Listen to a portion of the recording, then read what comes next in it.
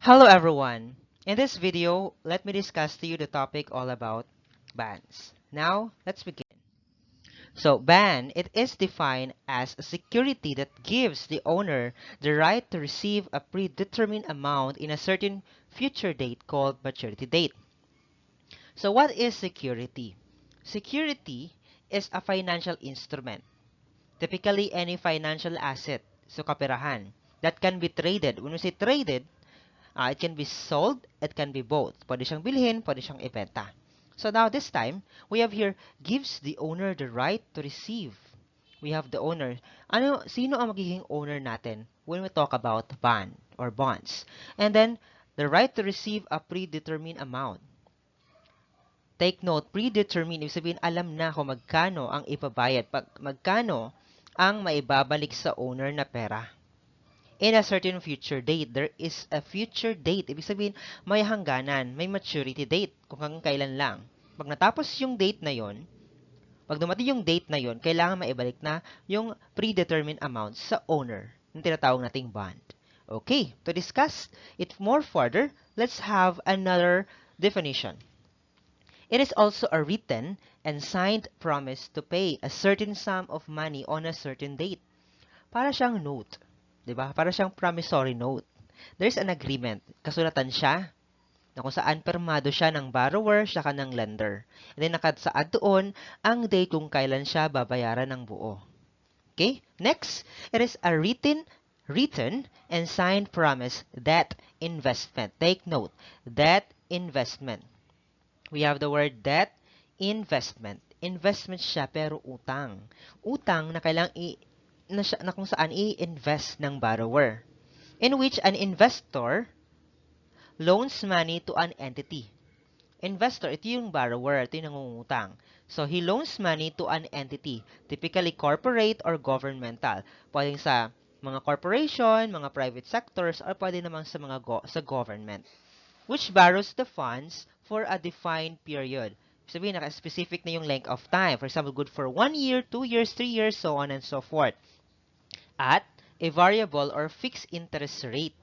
Sabihin, meron siyang interest. Siyempre, kung mangungutang ka ng pera, manghihiram ka, meron niyang interest. Walang nagpapautang na walang interest. So, ang interest rate nito, when you talk about bond or bonds, is what we call coupon rate. Yan ang tawag sa interest na binabayaran when it talks about bond. Okay, next. Bond is also called as an interest-bearing security which promises to pay. Interest-bearing. Ibig sabihin, may interest siya. Okay, may interest. Which promises to pay. There is always a promise to pay. Kasi isa siyang kasulatan. Diba? Na nangihiram ka ng pera. So, this is a legal. Legal to. Okay, na process. Okay. Let's proceed. So, ito yung mga terminologies na may encounter natin as we go on in the lesson. So, una, we have price. So, price, it is the price of the bond. Price of the bond, magkano yung presyo ng bond na yon? Kasulatan na yon, di ba? Yung inutang mo. So, it is the amount at which the right to receive the face value. Okay, we have the word face value. Mamaya, i-discuss ko. At maturity date is both. It is denoted by P. Sabihin yung price na to, ito yung amount na may ibabalik sa lender, sa nagamay-ari ng bond. Okay, ang nagamay-ari ng bond, that is the lender, tinatawag nating bond holder. Bond holder, that is the owner of the money na nagpapahiram.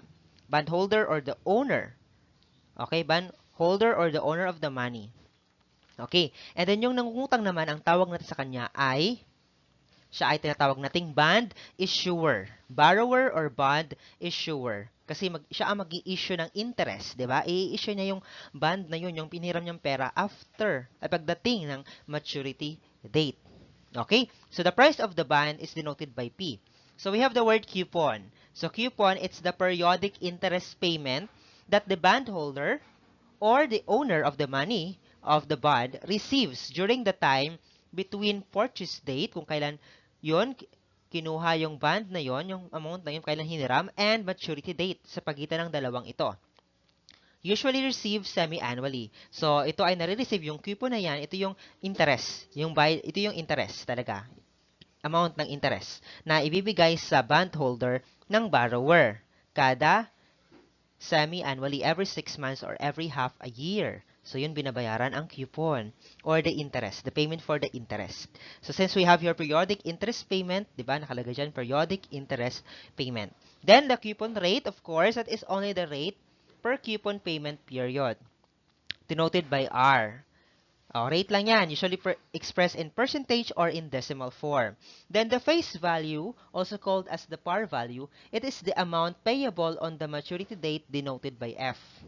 Okay, denoted by F. Ito yung babayaran, ibabayad sa bondholder pagdating ng maturity date. Yung price naman, ito naman yung presyo kung magkano niya binigay, 'di ba? The amount at which the right to receive the face value at maturity date is both. Ayan siya guys, same lang yung dalawang ito. Okay, so we have here, if P is equal to F, the bond is purchased at par. Kung yung price, kung magkano yung pinahiram mo, if you are the bondholder, ganun din ang makukuha mo after the pagdating na maturity date, that is F, equal lang yung amount. Ibig sabihin, same lang. And then if P, the price, kung magkano nakuha ng borrower yung pera, yung bond, and then pagdating na maturity date, ang binigay sa iyo ay mas malaki ang future value, the bond is purchased at a discount. Ibig sabihin, nung inavail yung bond na yon ng borrower, maliit na value lang ang nakuha niya kapag naka-discount siya. Then next, if P is greater than F, if the price is greater than the future value or the par value, then the bond is purchased at premium. Okay, ibig sabihin, sa mataas na halaga mo kinuha, if you are the borrower, yung bond na yon. And then pagdating na maturity date, ang binayad mo ay mas maliit ng halaga. Okay. So now, let's proceed with the types of bond. Ano-ano nga ba yung mga bonds? Okay, before that pala, meron pang isang terminology. We have your term or the tenor of a bond. So it's just referring to the fixed period of time, usually in years ito, at which the bond is redeemable as stated in the bond certificate. Meron ng certificate for the bond. The number of years from time of purchase to maturity date nakalagay doon. That is the term. Next, types of bonds. So we have 10 types of bonds. So una, we have the fixed rate bonds. So in fixed rate bonds, the interest remains fixed throughout the tenure of the bond. Owing to a constant interest rate, fixed rate bonds are resistant to changes and fluctuations in the market. Sabihin, fixed talaga yung bonds. Even kung kung bumaba ang presyo ng pera, 'di ba? Kung bumaba ang presyo ng pera, hindi siya gagalaw. Talagang yung pa rin ang rate na babayaran. Okay, ng borrower sa bondholder. Kasi magbabayad ka ng interest every 6 months, semi-annually. Then next, we have here the floating rate bonds. So floating rate bonds have a fluctuating interest rate. Nagbabago ang rate nito, interest rate or the coupons. Yung amount ng coupons nagbabago siya as per the current market reference rate. Nakadepende sa market. Okay? Nakadepende yan. Okay. And then number 3, we have zero interest rate bonds. So zero interest rate bonds do not pay any regular interest to the investor. Okay, ito mas maganda tong number 3 kasi wala siyang babayaran. If you are the borrower, if you are the bond issuer, yung borrower nanghihiram ng pera through bonds, mas maganda ito kasi wala kang babayarang interest. So pagdating ng maturity date, kung magkano yung hiniram mo, kinuha mo, yun din ang ibabayad mo sa bondholder. Number 4, we have inflation-linked bonds. Bonds linked to inflation are called inflation-linked bonds. The interest rate of inflation-linked bonds is generally lower than fixed-rate bonds. Kasi inflation, kung magkano yung ibinaba ng pera. Diba? Nakabase doon yung interest rate. Nakabase doon. Kaya inflation, mas mababa siya kaysa sa fixed rate bonds. Number 5, we have perpetual bonds. So bonds with no maturity dates are called perpetual bonds. So holders of perpetual bonds enjoy interest all throughout. Kasi kung kailan lang, kasi ang perpetual bonds, maganda din siya. So hihiram ka ng pera, nakadepende sa borrower kung kailan mo isasauli yon ng buo sa bondholder. Bondholder is the owner of the bond, ha? Siya yung owner. Bond issuer yung borrower. Kung ikaw yung borrower, mas maganda din ito. Kasi it depends upon you kung kailan mo siya pwedeng bayaran. Di ba? Perpetual bonds. Mas advantageous naman dito, mas advantageous dito yung bond holder kasi nga, mag-i-enjoy niya yung interest. Kasi kung kung matagal na panahon pa bago mabayaran ng bond issuer yung hiniram na pera, mag-i-enjoy yung bond holder sa interest payment. Okay. Next, we have number 6, we have subordinated bonds. So it refers to bonds which are given less priority as compared to other bonds of the company in cases of a closed down or called subordinated bonds. For example, nag-close down yung company. Sabi, na-bankrupt sila, nag-close down talaga sila, nagsara sila. So, magkakaroon na yun ng liquidation, di ba? Kung magkano lang ang pera nila. And then, ang babayaran nilang una doon is the senior bonds. Yung mga nauna pang inutang nila kaysa dito. Okay? So, that is subordinated bonds. Next, we have the bearer bonds. Bearer bonds do not carry the name of the bondholder. And anyone who possesses the bond certificate can claim the amount. If the bond certificate gets stolen or misplaced by the bondholder, anyone else with the paper can claim the bond amount. Kasi yung certificate ng bond, yan ay dapat nasa bondholder, yung may-ari. Kasi yan ang i-represent niya, yan ang ibibigay niya doon sa bond issuer yung nangutang pagdating ng maturity date. Walang pangalan, hindi nakasaad yung pangalan niya doon. Kaya kahit sino pwedeng mag-claim nito. So, that is bearer bonds. That is the bearer bonds. So, di nakalagay ang name ng bondholder sa certificate.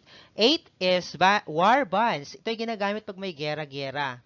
So, war bonds are issued by any government to raise funds in cases of war. Yung meron tayong tinatawag na war bonds. Kasi nga, di ba, pag may war, may mga damages. Kaya yung mga ibang government in the other countries, nag-o-offer sila nito sa concerned country to raise funds. Kasi kikita pa sila. 9, we have serial bonds. Bonds maturing over a period of time in installments are called serial bonds. Ito namang serial bonds, paunti-unti mong binabayaran yung principal amount, yung face value na babayaran mo bago pa dumating ang maturity date. Ibig sabihin, dahan-dahan mo siyang, inuunti mo siyang binabayaran hanggang sa fully paid mo siya. Kasama na doon ang interest rate. Okay, ang interest rather. Then lastly, number 10, the climate bonds. So climate bonds are issued by any government to raise funds when the country concerned faces any adverse changes in climatic conditions. May mga bagyo, lindol, at kung ano-ano pang sakuna. Okay, usually in the Philippines, binibigyan lang naman tayo ng donations. Okay, itong climate bonds kasi pag nagpa-utang yung ibang, for example, ang Philippines gusto nilang mangutang ng pera sa ibang bansa, ibang gobyerno, kasi kulang, kasi kailangan nila sa territory, di ba, sa government, kasi madaming damages, kailangan talaga ng tao, so kailangan nila to. So dito ma-apply yung climate bonds. Okay, let's proceed with some examples.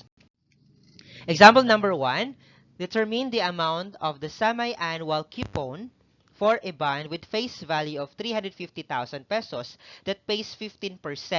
Payable semi-annually for its coupons. So, coupon, ito yung interest na babayaran. So, ang unang gagawin, present po na natin ang given. So, we have here the face value, 350,000. The coupon rate, 15%, that is equal to 0.15. So, in this problem, we're looking for the value of the face, we're looking for the value of the coupon, the amount of the coupon. Okay, so, anong gagamitin nating formula? So, the formula to be used is equal to, we have to multiply the face value multiply the coupon rate for us to know the amount of the coupon. So, using this formula, input lang natin ang given values. So, we have 350,000 times the coupon rate. Express natin siya in its decimal form, 0.15. So, by multiplication, that is equal to 52,500. So, this is the annual coupon amount. A year, ito yung amount ng coupon in a year. Pero sa problem natin, we're looking for the coupon payable semi-annually.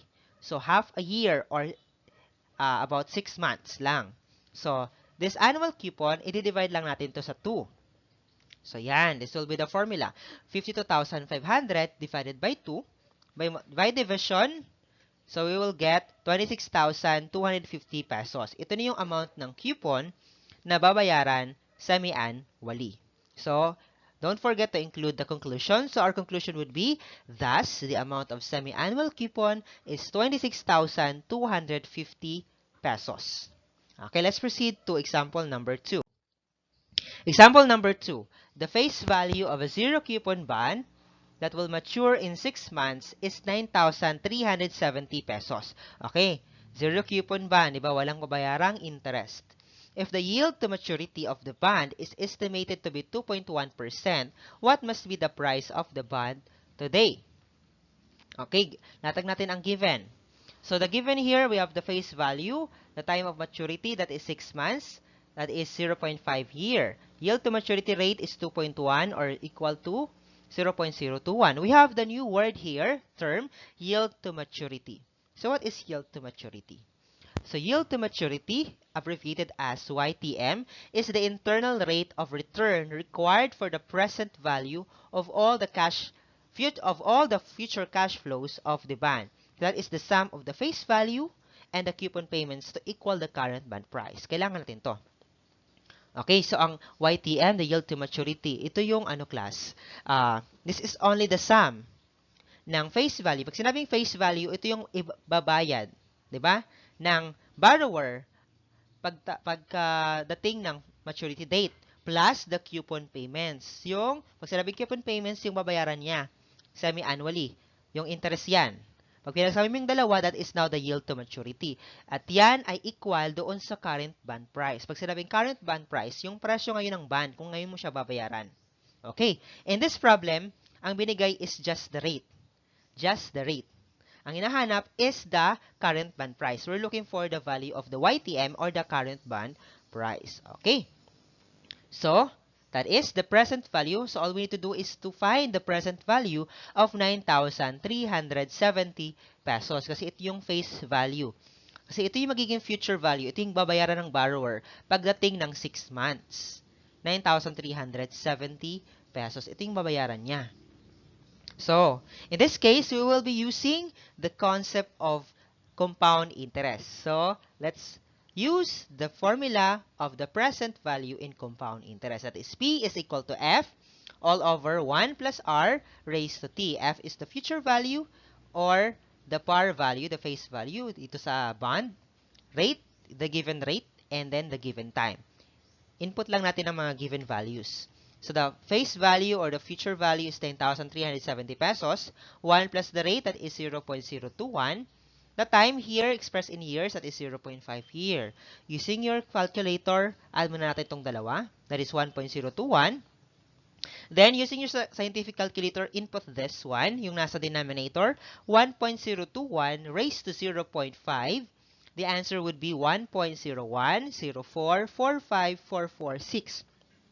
Ginamit ko dito ang kanyang whole value. Kailangan ilagay natin kung ano yung tunay niyang value. And then by division, divide lang natin itong dalawa. So we will get 9,273 pesos and 14 centavos. Therefore, ayan, our conclusion. Therefore, thus, the price of the bond today is 9,273 pesos and 14 centavos. As you can see, mas mababa siya kung ngayon mo siya babayaran. Diba? Kaysa paabutin mo pa siya ng 6 months. Mas makakatipid ka pa dito. So this is how we're going to solve for the price of the bond or the present value of the bond. Ayan lang siya. So, here it ends the discussion of the topic involving bonds. I hope you learned something from my discussion. So thank you for listening.